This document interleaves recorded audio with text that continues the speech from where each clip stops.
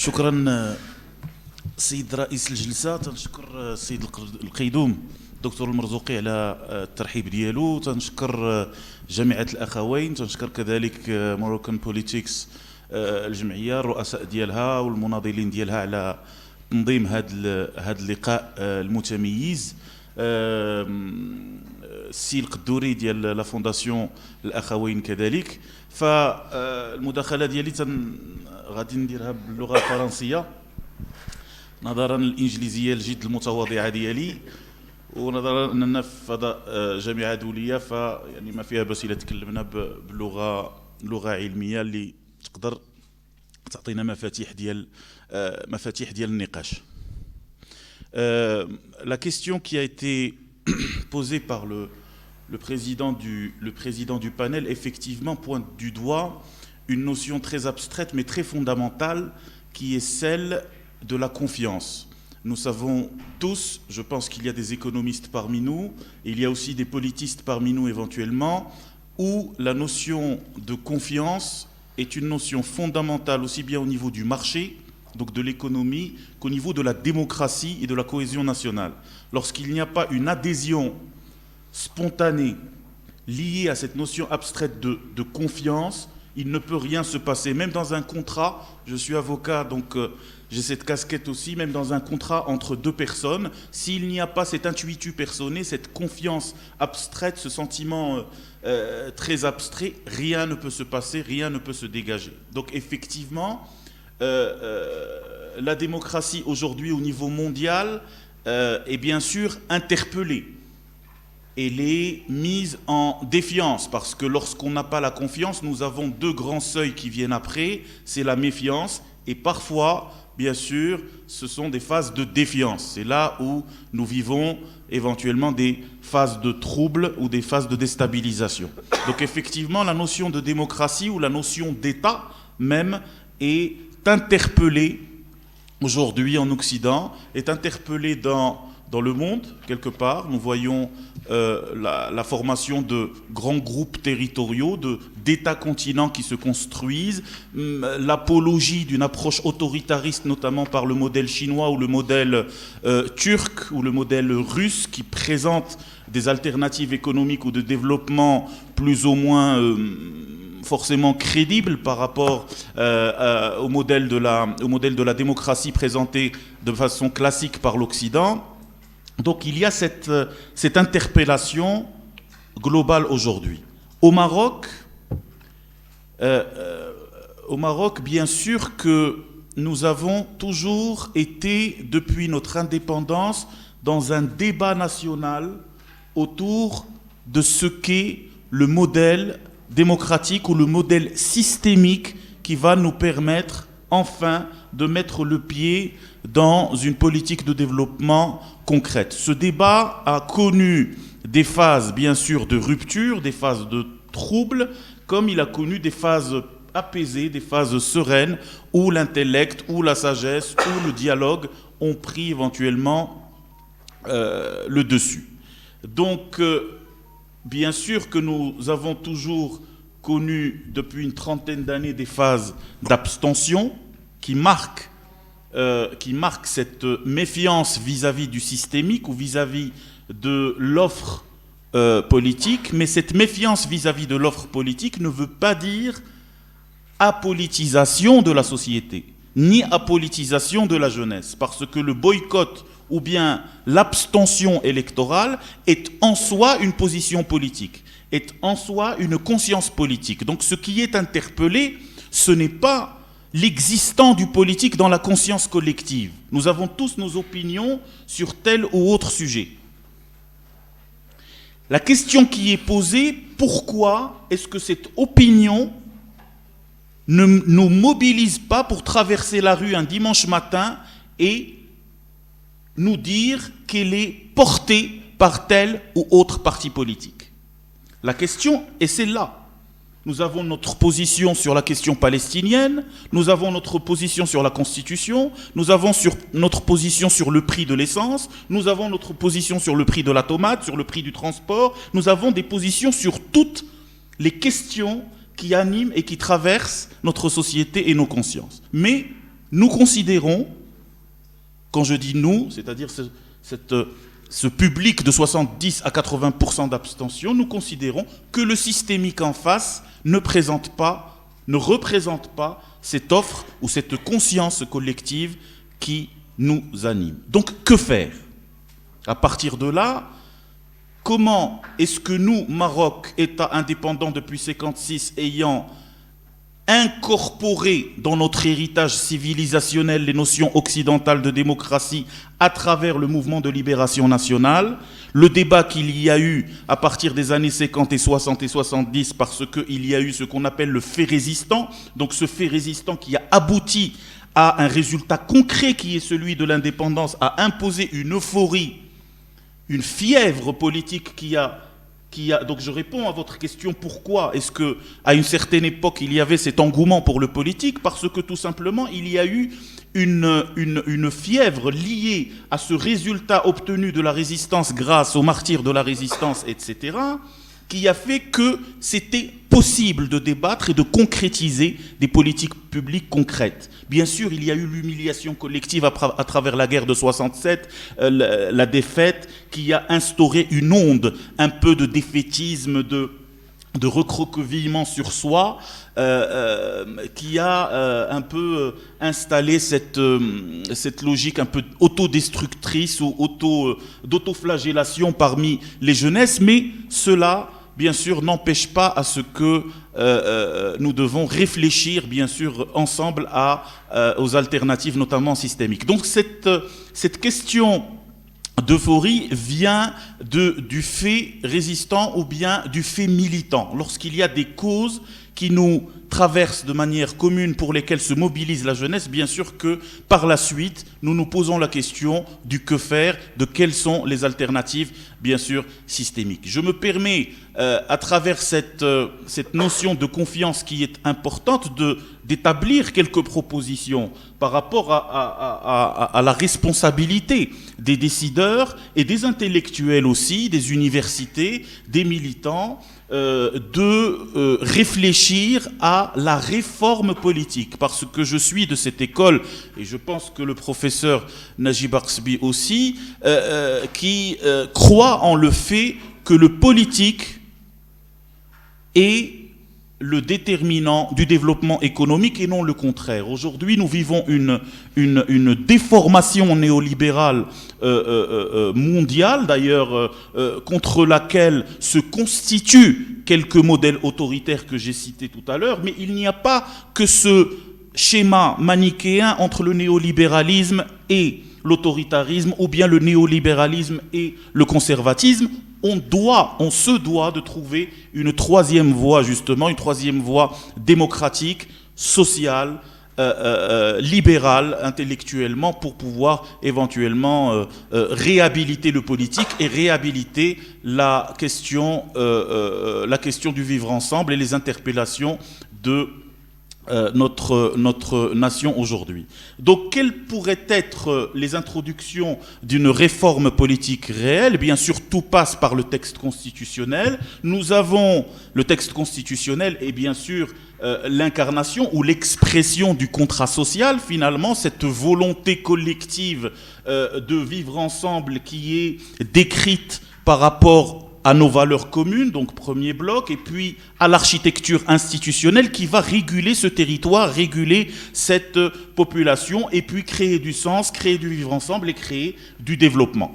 Ce texte constitutionnel, bien sûr, porte en lui ces trois éléments. Mais pour ce faire, il y a un débat politique qui doit absolument être ouvert. Qu'est-ce que nous voulons de notre pays? Quelle est sa question identitaire? Et puis, quelle est la place du peuple dans la prise de décision? Et donc, finalement, la question de la souveraineté nationale est interpellée.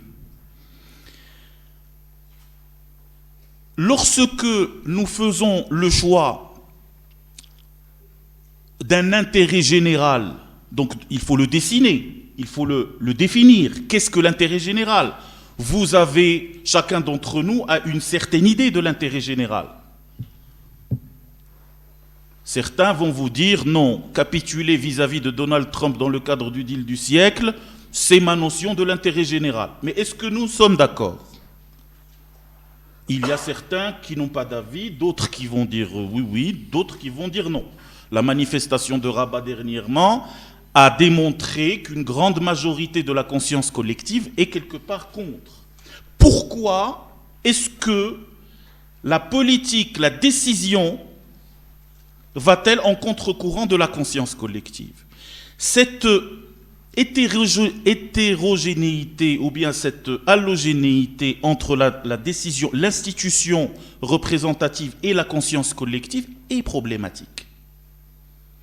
J'ai cité un exemple, bien sûr qu'il y a plusieurs autres exemples. Est-ce qu'on est d'accord avec la signature d'un accord de libre-échange avec la première puissance économique mondiale qu'est les États-Unis? Je pense qu'en tant qu'un pays en voie de développement, je parle sous le contrôle d'un éminent économiste, que tous les pays en voie de développement passent par une petite phase de protectionnisme. Je dis ça pour rester modeste. Donc on est dans l'interpellation, bien sûr, de cette rupture entre le décisionnel, entre la décision et la conscience collective. Que faire? Aujourd'hui, nous avons un système partisan, un système institutionnel, donc, qui pose ce genre de problème. Donc, une réforme devra éventuellement se faire pour pouvoir rétablir la fameuse confiance, pour que la jeunesse, pour que la population, pour que le peuple puisse revenir à la question politique. D'abord s'engager,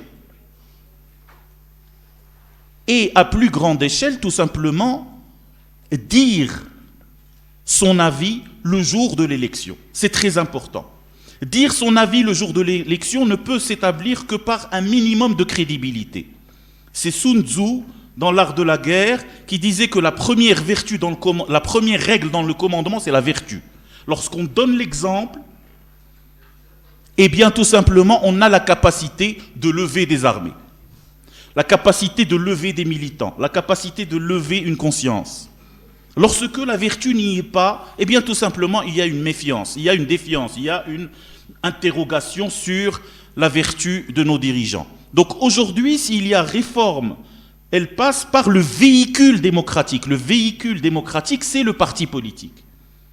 Lorsque vous avez les courants, ce que je peux appeler les courants d'un parti unique, qui n'ont ni idéologie, ni programme politique, qui, nous le savons tous, s'inscrivent dans l'achat des voix, etc., et qui peuplent les institutions représentatives pour décrédibiliser les partis plus ou moins à connotation idéologique ou à connotation historique, ou ayant quand même une réflexion programmatique à présenter au peuple. Donc là, il y a une réforme à faire dans ce sens, notamment dans le cadre d'une politique pénale très offensive par rapport à l'enrichissement illicite, par rapport aux questions de gouvernance vis-à-vis des communes rurales, des communes urbaines, des gouvernements, du pouvoir législatif, etc. Pourquoi pas éventuellement ne pas intervenir d'un point de vue législatif dans le cadre des différentes candidatures. Il est inconcevable que dans un pays comme le Maroc, éventuellement, les candidatures représentatives de la population, soit des candidatures avec des casiers judiciaires, c'est-à-dire avec un passé criminel, soit des candidatures qui n'ont pas le niveau universitaire requis. Est-ce que vous, par exemple, lauréat d'une très grande université internationale, on va vous présenter dans vos communes respectives, dans vos circonscriptions respectives, des candidats qui n'ont même pas le certificat d'études? Je ne suis pas contre les autodidactes ou les self-made men, mais un autodidacte doit tout de même faire ses preuves. Est-ce qu'il a été formé dans un syndicat? Est-ce qu'il a été formé dans le processus économique? Est-ce qu'il a monté de façon ingénieuse une entreprise? Est-ce qu'il a été formé dans un parti politique? Tout cela n'est pas expliqué par ces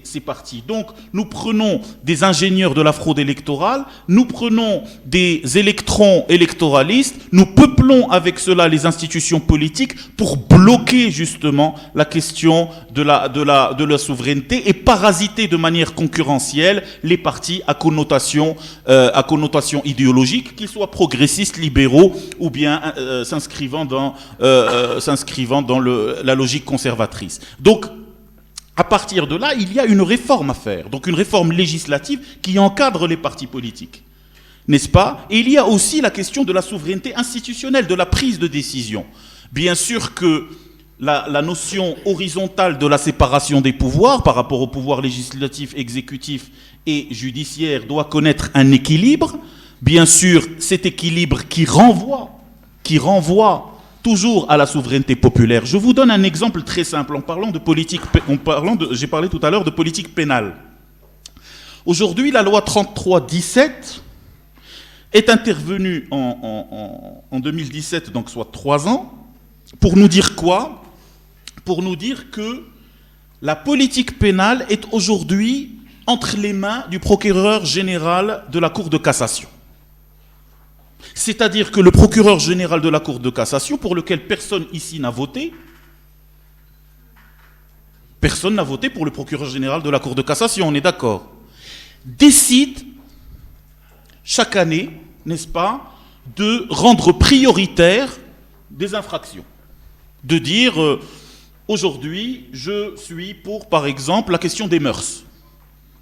Donc tous les parquetiers, c'est-à-dire les procureurs, la police judiciaire, toute la chaîne, les magistrats, donc les avocats finalement, toute la chaîne judiciaire doit se mobiliser par rapport aux questions de mœurs. Mais moi, je ne l'ai pas choisi. La politique pénale, c'est exactement comme une politique économique. Elle doit être présentée par un parti politique. Elle doit être débattue au sein de la population. Nous devons voter pour cette politique pénale. Avant cette loi, la politique pénale était du ressort de qui? Du ministre de la Justice. Théoriquement, le ministre de la Justice est issu d'une majorité. C'est-à-dire que nous avons finalement voté pour un parti, ce parti a constitué une majorité, a choisi le ministre de la Justice. Donc moi, en tant que population, encore une fois théoriquement, moi, en tant que population, j'ai un droit de regard sur cette politique pénale. Je peux interpeller mon député, je peux interpeller mon institution législative. Donc une politique aussi importante que la politique pénale qui interpelle les questions de la liberté individuelle, le droit d'incarcérer, tout le système carcéral, tout le système coercitif, punitif, échappe complètement aujourd'hui à la souveraineté populaire. Je laisse le soin, bien sûr, sur les politiques économiques qui échappent à la souveraineté populaire au professeur Najib Arsebi, mais je me contente de la question judiciaire, voire de la question politique de façon générale. Donc voilà un exemple où une politique institutionnelle centrale et très importante échappe complètement à la souveraineté populaire. Donc comment rétablir cette confiance? Eh bien, c'est la rétablir par le fait que le peuple choisit, non pas ses élus, parce qu'on parle souvent, les élus représentent le peuple au sein des institutions. Mais ce n'est pas le sujet que de me représenter. Je n'ai pas besoin d'être représenté. Ou bien, l'article 1 de la loi sur les partis, le parti politique encadre la population. Mais ce n'est pas des colonies de vacances. Un parti politique exerce le pouvoir. Il encadre, d'accord, je veux bien, mais dans une étape. Mais il encadre pourquoi faire? Quelle est la finalité? La cause du contrat? Le contrat... Conditions de validité, bien sûr, capacité, consentement, objet et cause. La cause du contrat, c'est d'exercer le pouvoir selon un programme politique choisi par la souveraineté populaire. La loi n'a pas à réduire l'action d'un acteur politique dans un simple folklore représentatif. Ce n'est pas le sujet. Ce n'est pas du tout le sujet. Donc ce sont des niches, ou bien ce sont des exemples qui mine notre réalité juridique, notre réalité institutionnelle, et qui, justement, biaise la confiance en matière politique. Donc, pour ce faire, il faut une réforme horizontale en matière d'équilibre des pouvoirs, retour à la question de la souveraineté, donner plus, bien sûr, de pouvoir et plus d'indépendance pas plus d'indépendance, mais donner toute l'indépendance et toute la lassitude au pouvoir exécutif et au pouvoir législatif pour pouvoir appliquer une politique économique, une politique pénale, une politique démocratique, etc. Et sur le niveau territorial, parce qu'on l'oublie, il y a aussi une gouvernance verticale. Comment se fait-il que nous avons encore un dialogue très difficile entre la déconcentration et la décentralisation, c'est-à-dire entre le président de région et le wali, c'est-à-dire entre le président du conseil communal et le wali. Aujourd'hui, moi, j'en appelle au transfert direct par une réforme juridique de l'ensemble des prérogatives du wali aux élus de la nation. Les élus de la nation ne sont pas des anges. Nous avons parlé de la corruption et nous avons parlé de l'incompétence et de la médiocratie que nous véhicule une grande partie de nos élus. N'est-ce pas? Bien sûr, avec un héritage venu de l'ouverture électorale des années 70 par rapport à une très très grande capacité à une certaine ingénierie électorale, mais cela n'empêche pas qu'une réforme doit s'établir. Donc j'en appelle à un transfert total de toutes les prérogatives économiques, politiques aux élus de la nation et que, bien sûr, l'État, c'est-à-dire la représentation, voilà une autre notion de représentation, la représentation de l'État dans les territoires se contente à un simple contrôle de l'égalité en impliquant le pouvoir judiciaire. Je pense que cela redonnerait de la confiance au sein des populations. Parce que quand vous avez... Je viens de voir, par exemple, sur Ifrane, à l'entrée d'Ifrane, que des arbres ont été coupés. Et je me suis dit, parce que Ifrane, c'est quand même un peu l'Allemagne ou l'Autriche. On dit la Suisse, mais je préfère dire l'Allemagne et l'Autriche du Maroc. Des arbres ont été coupés. Et je me suis posé la question, qui a pris cette décision? Est-ce que cela a été débattu dans un conseil? Et pourquoi faire? Et pourquoi ces arbres ont été coupés? Personne n'en a parlé. Il n'y a pas eu un débat démocratique autour de l'arbre, au sein d'une commune. N'est-ce pas? De cette petite et charmante ville qu'est Ifrane, pour dire donc les arbres font partie d'un patrimoine naturel de la ville. C'est-à-dire, on en est là. On en est à un degré où le citoyen n'est même pas en capacité de débattre institutionnellement sur la prise de décision par rapport à une coupure d'un arbre. Là, c'est le deal du siècle, ou là, c'est dakshi, yani le klem kbir. Il y a une réforme à établir par rapport au fait que le pouvoir soit transféré à la population et bien sûr avec une politique d'assainissement parallèle vis-à-vis des partis politiques et vis-à-vis du personnel politique qui bien sûr est de légion, inscrit dans une certaine forme de corruption et d'incompétence. Et cela, ce n'est pas moi qui le dis, ce sont les rapports aussi bien de la Cour des comptes que les différentes couvertures. J'espère que je n'ai pas été long. Je vous remercie.